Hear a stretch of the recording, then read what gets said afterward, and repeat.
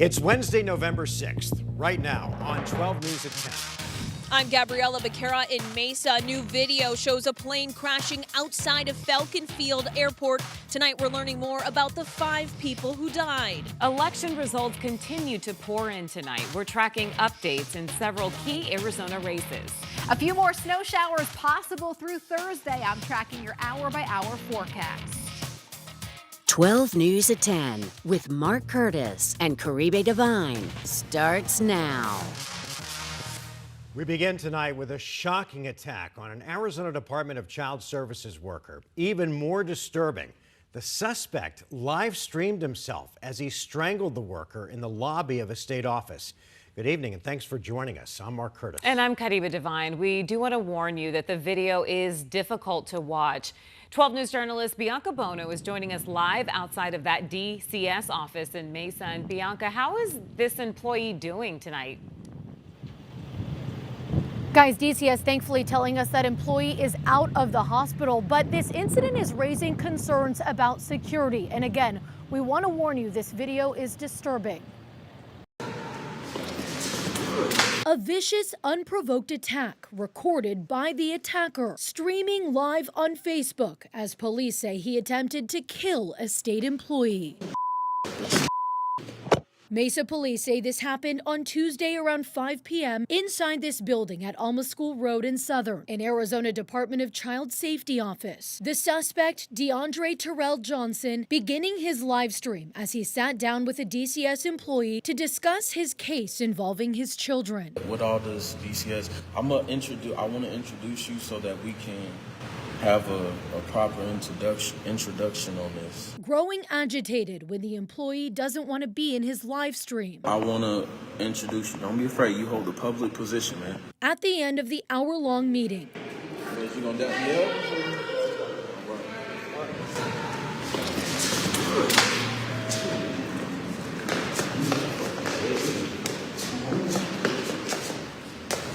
Johnson puts the employee in a chokehold, attempting to strangle him. 2 minutes go by. You was a mother dead man. The employee doesn't appear to be moving. You was a dead man. Then you hear witnesses in the background. You was a dead man. The whole attack lasting 2.5 minutes. You still breathing. I ain't making my point.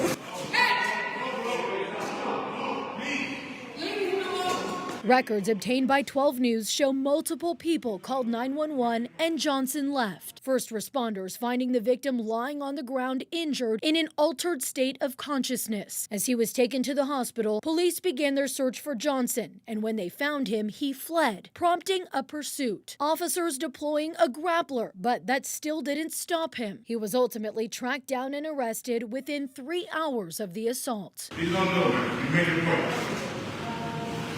No, I didn't. This violent attack raising questions about security for DCS employees. Earlier this year, citing budget cuts, DCS cut ties with a security company which provided guards to protect caseworkers during visits at a Phoenix field office, leaving some employees questioning the department's priorities. In response to Tuesday's assault, staff received an email reminding employees to use an emergency communication software they have access to in case of an emergency, and to consider meeting with parents in pairs. When 12 News asked if those measures would prevent a similar attack from happening again, a DCS spokesperson said, although there is no way of predicting or stopping an unprovoked attack, alert media can help in receiving immediate law enforcement response in escalated situations or when a staff member feels unsafe. This victim, who DCS says is now at home recovering, later told police from the hospital that Johnson threatened his life a week prior, but he was able to calm him down. Doctors described his injuries to police as absolutely serious, saying the victim almost died. Johnson now faces a first-degree murder charge, in addition to 2 counts of aggravated assault and unlawful flight from police. And DCS says it is conducting a comprehensive review of this incident to prevent anything like this from happening again. Johnson is now being held on a $500,000 cash-only bond. And I should also note, Mesa police say they have reached out to Facebook in an effort to get those live streams taken down. As of this report, they say they have not heard back. We're live in Mesa tonight. Bianca Bono, 12 News. Bianca, thanks. Developing tonight, Phoenix police are investigating a double shooting. Police responding to the scene near 24th Street in McDowell shortly before 6 o'clock this evening, and they found two men who had been shot. Officials say one of the men suffered life-threatening injuries. The other is expected to survive. Right now, police are still out looking for the shooter. Well, now to Decision 2024 and the latest election results in Arizona. The race for U.S. Senate still too close to call tonight. That's right. Democrat Ruben Gallego is leading Republican Carrie Lake by nearly 60,000 votes. As far as the presidential race, Donald Trump leads Kamala Harris by nearly 130,000 votes in Arizona. Trump will return to the White House for a second term after winning the required 270 electoral votes. And in Arizona's 8th congressional district, the Associated Press is projecting that Republican Abe Hamadeh has won this race. The latest results show him with more than 55% of the vote. Meanwhile, in the race for Maricopa County Sheriff, Democrat Tyler Camp has conceded to Republican Jerry Sheridan. It's important to note that the Associated Press has not called this race. And in the race for Maricopa County Recorder, Democrat Tim Stringham has conceded to Republican Justin Heap, but the Associated Press has not called that race either. Today, we spoke to Heap about his opponent conceding the race. Heap says that he wasn't surprised. If elected, Heap will have fewer responsibilities than the current recorder. That's because just a few weeks ago, the County Board of Supervisors and Recorder Stephen Richer came to an agreement to shift certain administrative responsibilities from the recorder to the board. Today, we spoke with Heap about that decision. I'm not going to speak for what the board's reasons for doing it was. I think that ultimately the decision that the lame duck board made is probably short-sighted. I look forward to going forward. I think once this election is over, I'll be meeting individually with each of the new board members, and we'll work out an agreement that works best for everybody. Heap says that if elected, he wants to focus on election transparency and speeding up the results process. And changes are coming when it comes to women's reproductive rights after Arizona voters overwhelmingly passed Prop 139 last night.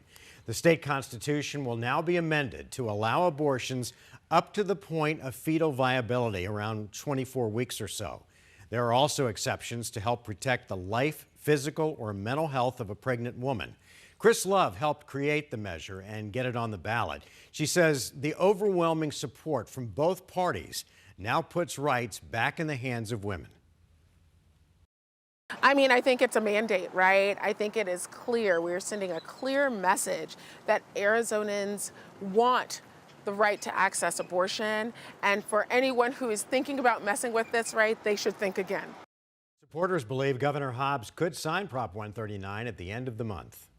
All right, tonight, snow chances continue in parts of the high country. Meteorologist Lindsay Riley is timing out what we can expect. Hey, Lindsay. Hey, yes, we are tracking snow chances that'll last for about another 24 hours for parts of the high country. This is our current satellite and radar, and as you can see, most of the moisture is out across New Mexico. Very quiet conditions, but those snow chances will go back up again by midday tomorrow. So starting at 4 a.m., this is the projected radar, and you can see a couple snow showers out toward the White Mountains, mostly far eastern Arizona. But those snow showers are actually going to move from east to west toward the Flagstaff area.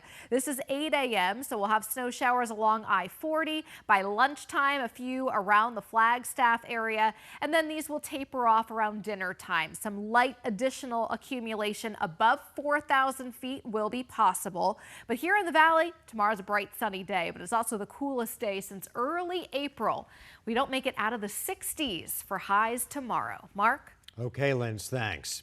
Tonight, new video shows the moment a private jet aborted its takeoff at Falcon Field before crashing and killing 5 people. 12 News journalist Gabriela Becerra is in Mesa with what we've learned about this incident and the people who lost their lives. Well, this investigation continues now more than 24 hours after the deadly crash. We know the NTSB has been here since Tuesday night, and today we're learning more about the moments leading up to the incident. This video captures a plane trying to take off at Falcon Field, but never making it into the air. This is an airplane crash off the end of the runway, and it is fully involved on Greenfield. The Honda jet crashed into a car outside the airport at a high rate of speed Tuesday afternoon. There's heavy damage. Flames filled the street and black smoke could be seen from miles away. We got fuel on the ground that we're having a hard time putting out. We're going to need foam, and we got to get it out of this vegetation because it's starting to run. 5 people from Arizona were on board the plane. Only one survived and is being treated for burns. Mesa police is identifying those who died as 43-year-old Spencer Lindahl, 48-year-old Rustin Randall, 44-year-old Drew Kimball, and his son, 12-year-old Graham Kimball. Our heartfelt condolences go out to the families that are involved in this incident. The Kimball family is sharing this photo of the father and son on social media with the message that families are forever. The Lindahl family tells 12 News they are mourning the loss of a father and husband. The driver of the car also died, but police are not yet identifying them. The NTSB is leading the investigation, and it could take weeks to get those results. We know that they're looking into a number of factors, including the pilot, the aircraft, and the operating environment. In Mesa, Gabriela Becerra, 12 News. Gabby, thanks.